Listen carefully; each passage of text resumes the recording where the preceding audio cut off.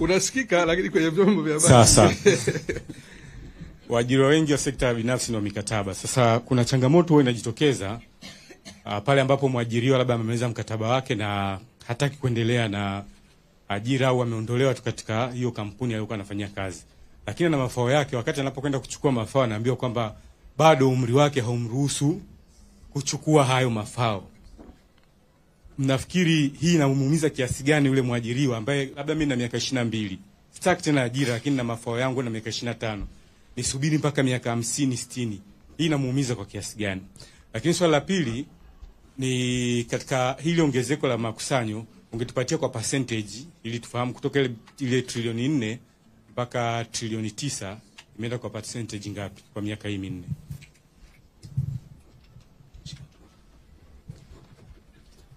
Nashukuru mkurugenzi. Naitwa Jenebet Albert Kashaidia, natokea Maisha FM. Swali langu linajikita katika upande wa watumishi waliostaafu mwaka 2022. Kwa mujibu wa waziri mwenye dhamana husika ambaye alitangaza bungeni hivi karibuni kwamba wastaafu ni 17,068 kwa watalipwa mapunjo yao ya mafao ya mkupuo kulingana na kikokotoo kilichotangazwa Juni 13, 2024. Nataka kufahamu mpaka sasa labda pengine ni wangapi wamekwisha lipwa asilimia kwa ujumla. Asante sana. Mkurugenzi, naitwa Ramadhani Hassani na tukiwa Mtanzania Digital. Nilitaka kufahamu kuhusiana na haya mafao ya kupoteza ajira pamoja na swala la ulemavu. Nilikuwa nataka kujua katika kipindi cha miaka 4 ya hii tulioizungumza hapa, takwimu zake zikoje kwenye mafao ya ulemavu pamoja na swala la kupoteza ajira, lakini hujatupa mwelekeo na changamoto ambazo mnakutana nazo.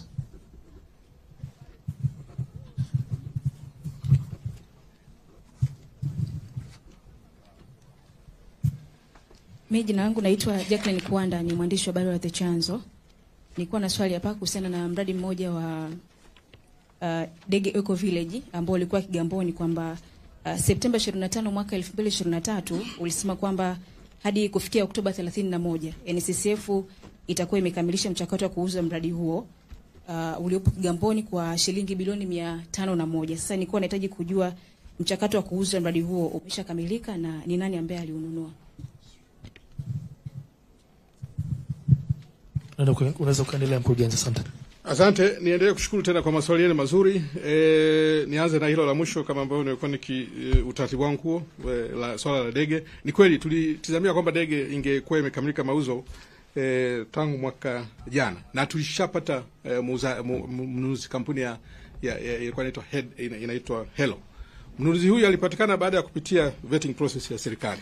Lakini baada ya kusaini mikataba na bei ya mauzo yake yalikuwa sio bilioni 500, ilikuwa USD 215 milioni. Kwa hiyo ilikuwa ni hela nyingi kidogo zaidi ya hizo kwa exchange rate ya sasa hivi, USD 215. Lakini baada ya kusaini mkataba ule wa mauzo akadefault, alishindwa kulipa kadri ambavyo tumemwekea. Tulimtaka alipe nusu ya hii mwanzoni, yani USD 110 mwanzoni, hakulipa. Kwa hiyo baada ya hapo tulipeleka, kwa sababu swala hili pia linasimamiwa na ofisi ya mwanasheria mkuu. Kumbuka huu mradi ni moja ile miradi ambayo ilisitishwa na serikali. Yote ile miradi iliyositishwa na serikali iko chini ya usimamizi wa serikali kupitia ofisi ya mwanasheria mkuu. Kwa hiyo tulimpelekea na akatushauri terminate mkataba. Tuko katika process hiyo, na baada ya hapo tutarudi na serikali tukishauri either tutangaze upya mradi ule au kuwe na namna nyingine ya matumizi ya mradi ule. Nadhani hapo mmenielewa. Alafu swala la Mheshimiwa Ramadhani umeulizia kuhusu swala la kupoteza masuala ya ulemavu na kupoteza ajira. Haya masuala ya kupoteza ajira haya ni employment benefit, yamekuwa ndio sehemu kubwa ya malipo ambayo tunalipa kwa mwaka. Kwa mfano katika mwaka uliopita wa fedha tumelipa zaidi ya shilingi bilioni 850, lakini ukiangalia nusu yanatokana na watu kupoteza ajira. Sasa changamoto zipi tunakutana nazo? Changamoto moja ni hiyo ya wale ambao wana staff wanaotoka kazini na hawastahili kulipwa mafao haya, kwa sababu mafao haya anataka alipe yule mtu ambaye ni unskilled, ambaye hana hata diploma. Lakini wengi wanaotoka wanataka wafanye nini? Walipe mara moja. Hilo ndio changamoto kubwa ambayo tunakutana. Na actually malalamiko mengi ambayo utasikia kwa NCCF yako hapa. Sasa hilo limesikika. Mheshimiwa Waziri Mkuu wakati fulani alilisemea hilo. Mheshimiwa Rais alisemea hilo. Hata makamu wa rais nadhani alishalisemea. Kwa hiyo tumesikia, tumefanya tathmini kwa kutumia wataalamu wetu wa ndani wale actuaries, na kuona jinsi ambavyo mfuko unaweza kuathirika na maamuzi ya kuwalipa hawa wanapotoka wote bila kujali kwamba huyu ni skilled au unskilled. Tukatathmini kaonekana kwamba tunaweza kufanya hivyo. Kwa hiyo sasa tayari tumeshawasilisha mapendekezo, kwa sababu ni swala la utaratibu wa kubadilisha sheria. Serikali ni kupitia ofisi ya waziri mkuu, ambapo sasa wote wanaotoka kazini wakiexit watapata ruhusa ya kulipa mafao yao mara moja bila kusubiri miezi 18. Maana kulikuwa na ile kulipa unemployment ile ya 33 miezi 6, alafu baadaye unasubiri miezi 18 jumla. Sasa hilo ilikuwa ni kero kubwa. Kero hiyo kama ilivyo kwa serikali hii ya awamu ya 6 siku zote inataka kutatua kero za wananchi. Kwa hiyo hilo tumelifanyia kazi. Mara ambapo serikali itabadilisha utaratibu, basi wote hawa watakuwa wanalipwa mara moja. Actually watakuwa nasubiri tu kipindi cha miezi 3. Miezi 3 hapo tutakuwa tunajiridhisha kwamba hawa kweli wametoka kazini. Maana kuna wengine wanadanganya. Kwa hiyo ndani ya miezi 3 watakuwa wanalipwa fedha zote kadiri ambavyo wanataka. Na kama nilivyosema, tulikuwa na wasiwasi kwamba pengine mfuko ungeathiri uwezo wake wa kulipa mafao ya muda mrefu, lakini hilo halijaonyesha hivyo kwenye tafsiri ya kitaalamu.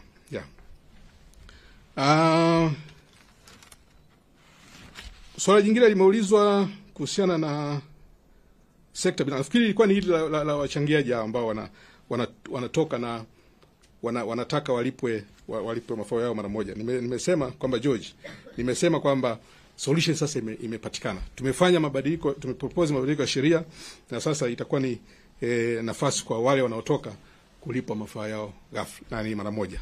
Na umeuliza asilimia ya ongezeko la michango. Kwanza nimesema hapa thamani ya mfuko imetoka 4.8 kwenda kwenye 9.2. Hilo ni ongezeko la zaidi ya asilimia 92. Michango wakati tuna mwaka 21 ile, ukiangalia audited accounts zetu, michango ilikuwa trilioni 1.1. Lakini sasa kwenye hesabu zetu za mwaka huu uliopita uliokaguliwa, michango pale ni 1.9 trillion. Kwa hiyo hilo ni ongezeko la zaidi ya asilimia 90 pia. Na kwenye mwaka huu wa fedha huu malengo ni kukusanya takriban 2.3 bilioni. Kwa hiyo utaona over time tunaongeza sasa michango ile ukilinganisha na mwaka 2021 zaidi ya asilimia 100.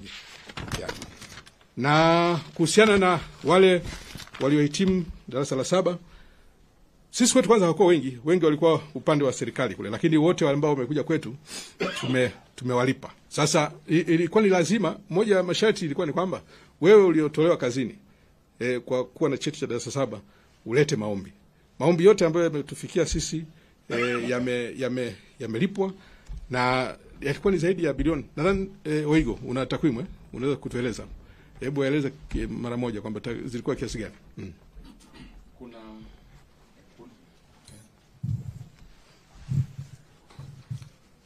Katika wale ambao serikali ilisema tuwalipe, wale walioondolewa kazini kwa kutokuwa na elimu ya kidato cha 4, tulilipa jumla ya bilioni 11 kwa watu 1469.